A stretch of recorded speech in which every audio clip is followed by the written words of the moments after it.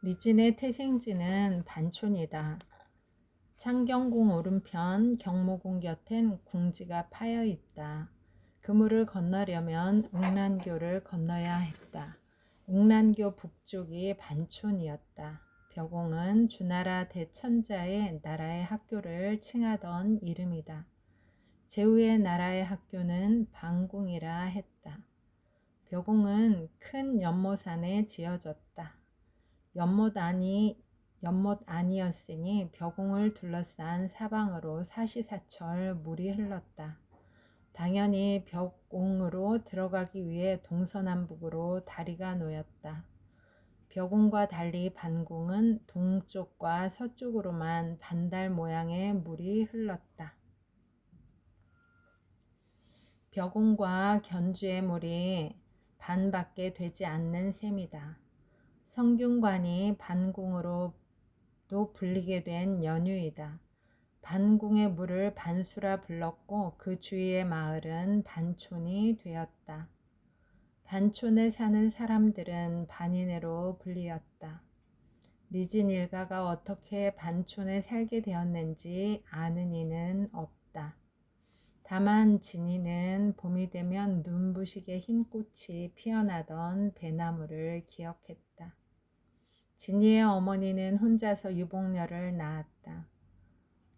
갑작스럽게 어미를 잃은 어린 것을 품에 안게 된 서씨는 아이를 이윽히 들여다보았다. 어여쁘기도 하지. 서상궁이 바느질감을 챙겨 반촌에 서씨 집을 찾던 날도 진이는 낮 꿈을 꾸는 중이었다.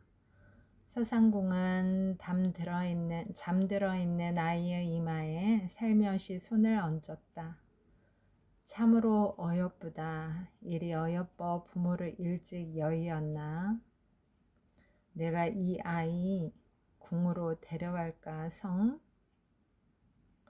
초여름 비에 댄잎 소리가 요란하던 날 진이는 서상궁이 보낸 이나인 등에 업혀 궁으로 들어갔다. 연민이 없이는 생겨나지 않는 것이 사랑이다. 너는 누구냐? 진이는 그저 왕비를 올려다 보았다. 왜 홀로 있느냐? 총명하게 생겼구나. 나와 함께 가겠느냐? 진이의 고사리같이 꼬물꼬물한 손이 왕비의 부드러운 손에 잡혔다. 만난 것을 먹으며 왜 우는 것이냐? 왕비는 손을 뻗어 어린 진이의 눈가를 닦아 주었다. 봉주루? 콜랭은 손을 가지런히 모으고 있는 검은 눈의 궁녀를 향해 자신도 모르게 프랑스어로 인사를 했다. 봉주루? 콜랭은 자신의 귀를 의심했다. 조선 왕궁의 궁녀 복장을 한 검은 눈의 여인에게서 프랑스어가 흘러나왔다.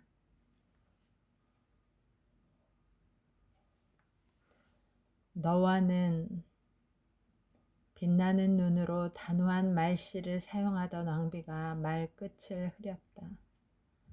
한 남자를 사이에 둔 그런 인연이고 싶지 않다. 왕비의 입에서 발설된 한 남자를 사이에 둔 인연이라는 말에 리진의 가슴이 철렁 내려앉았다. 마마, 여기는 궁이다. 왕비는 칼처럼 말하고 입을 다물었다. 그녀다. 콜랭의 입에서 깊은 탄식 소리에 숨소리가 흘러나왔다.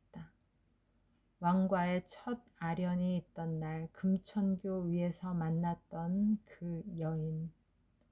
얼결에 봉주르라고 프랑스 말로 인사를 했을 때 놀라지도 않고 다정한 얼굴로 봉주르라고 응답했던 그 궁녀였다. 그녀가 무의였는가. 콜랭은 숨이 멎을 듯한 긴장을 느꼈다. 자신도 모르게 콜랭은 몸을 반쯤 일으켰다. 바람에 날리듯 하늘하늘 걷는 무희에게 붙박힌 콜랭의 눈은 움직임이 없었다. 콜랭은 정중히 허리를 굽혀 간청했다. 허락해 주시면 무희와 결혼하고 싶습니다. 콜랭의 말에 편전은 다시 한번 고요에 휩싸였다. 진심이요? 선아이는 조선처럼 아름다운 분입니다. 닮지 않았다고 하여도 은혜하였을 것입니다. 오늘 내가 왕과 왕비께 무슨 말씀을 드렸는지 알게 되면 당신은 나를 미워할 것입니다. 당신을 사랑한다 하였습니다. 검고 깊은 눈이 콜랭의 푸른 눈을 찌르듯이 응시했다. 당신으로 내 마음은 꽉 차버렸습니다. 이제 당신이 없는 날들을 상상할 수가 없어요. 저녁바람이 불어와 두 사람 사이에 머물렀다. 어떤 원망의 소리도 달게 들으리라. 콜랭은 잠자코 리진의 뒤를 따랐다. 저를 프랑스로 데려가 주시겠습니까? 콜랭은 잘못 들은 말인가 싶어 걸음을 멈췄다. 언젠가 말입니다. 콜랭은 공사관을 처음 찾아왔던 날 리진이 지어준 이름을 상기해냈다. 나는 당신만의 길린이요. 젖은 눈을 감으며 리진이 나지막이 속삭였다. 나를 루브르에 데려가세요. 그러지요. 노트르담 대성당에 데려가세요. 까르티에 라텐 거리에 데려가세요. 눈을 감은 리진의 입술에서 끝도 없이 파리의 지명들, 건축물들, 공원 이름들이 흘러나왔다. 콜랭은 놀랐다. 언제 이 여인은 구슬을 꿰듯 파리를 알아두었을까? 아침에 맡는 냄새 속에는 행복이 있다. 아래층 식당에서 하녀 잔느가 빵을 굽는 모양이었다. 빵 냄새가 기다란 문틈으로 흘러 들어왔다. 파리에 와서 콜랭은 아침에 빵 냄새를 맡으며 흐뭇해했다. 중국 마마, 제가 이곳 파리에 온 지도 어느덧 5달이 지났습니다. 저를, 이 리진을 잊으셨을까? 아니면 가끔은 생각을 하실까? 서찰은 이제 써도 매일 새로운 것을 대할 적마다 마마 생각을 했습니다. 그날 모두 마담의 춤에 매혹되었어요. 저도 하마터면 쟁반을 떨어뜨릴 뻔했죠. 그런 춤은 처음 봤거든요. 모두에게 아무 짓도 하지 말고 멈춰 하는 것 같았답니다. 모두를 침묵시켰어요. 외무성 장관도 마담에게서 눈길을 떼지 못하던걸요. 즉석에서 무도회를 열 테니 마담께 꼭 와달라고 초청했잖아요. 여태 그런 얼굴들은 처음 보았어요. 새로운 것을 발견했을 때처럼 생기로웠어요. 머나먼 나라 조선에서 온 분입니다.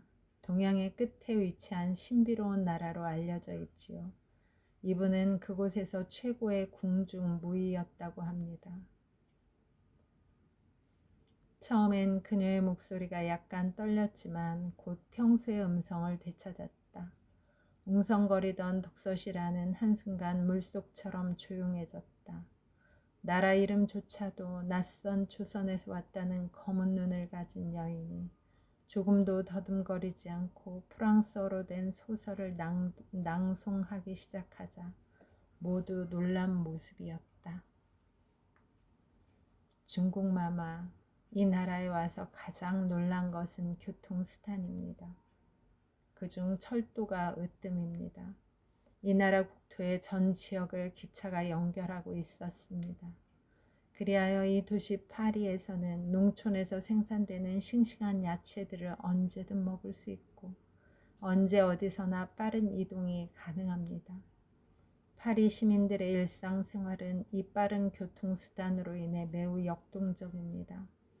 검은 털모자를 머리에 눌러쓰고 유리 같은 것으로 눈을 가린 기이한 옷차림을 한 그들의 표정이 생생하게 남아 있습니다. 1892년 3월 12일 리진. 파리로 돌아가면 말이오. 우리 시청 앞에서 결혼식을 합시다. 모두들 불러 무도회를 엽시다. 콜랭, 결혼식 같은 건 아무래도 상관없어요. 당신이 이렇게 나와 함께 조선에 와준 것, 그것으로 충분해요. 리지는 왕비가 부르는 소리에 천천히 고개를 들었다. 조선을 떠나기 전 왕이 리진이라는 이름을 지어준 후 첫 만남이다. 리진이 얼굴을 들었다. 왕비 옆 기모노 차림의 일본 여인의 눈길이 예리하게 리진을 살폈다.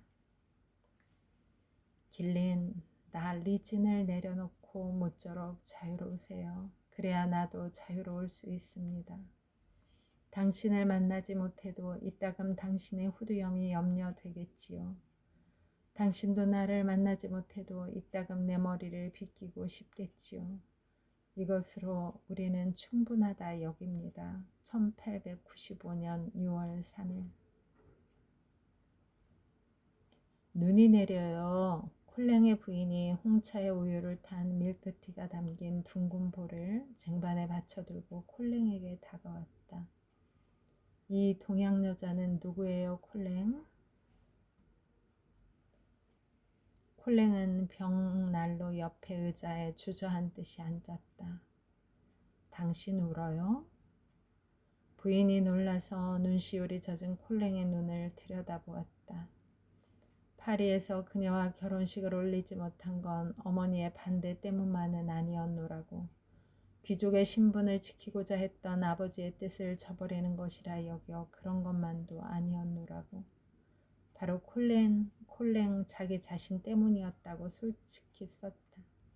더는 외교관으로서 그녀와의 사랑을 지켜나갈 의지가 없노라고. 얼마나 지났을까. 자신의 무릎에 얼굴을 파묻은 채 움직이지 않고 있는 리진의 두 팔을 강연히 부축해 세웠다. 춤을 춰. 춤? 빛을 잃은 것 같은 리진의 검은 눈이 강연을 응시했다. 춤을 출 때 내 모습을 내가 볼 수 있었으면, 그러면 그때 너는 나비 같아, 구름 같지, 꽃 같아. 강연히 미소 지었다. 어머니, 머리를 빗기다가 서씨가 리진의 얼굴을 들여다보았다. 저기 저 서찰을 공사관 최 베드로에게 전해주세요. 며칠 후에 콜랭이 조선으로 돌아온다고 했어요. 그 전에 전해줘요. 서씨의 눈이 휘둥그레졌다. 무슨 일로 다시 돌아온다는 거냐? 이곳으로 부임해서 오는 거예요. 다시 만날 것이냐? 아니요, 못 만나요. 자, 이제 100년 전에 한 여인을 100년 후에 이 세상으로 내보낸다. 리진. 당신이 사람들 속에 사랑스럽게 섞여 다시 잊혀지는 일 없이 현재형으로 존재하게 되기를 바란다. 2007년 봄. 신경숙슨.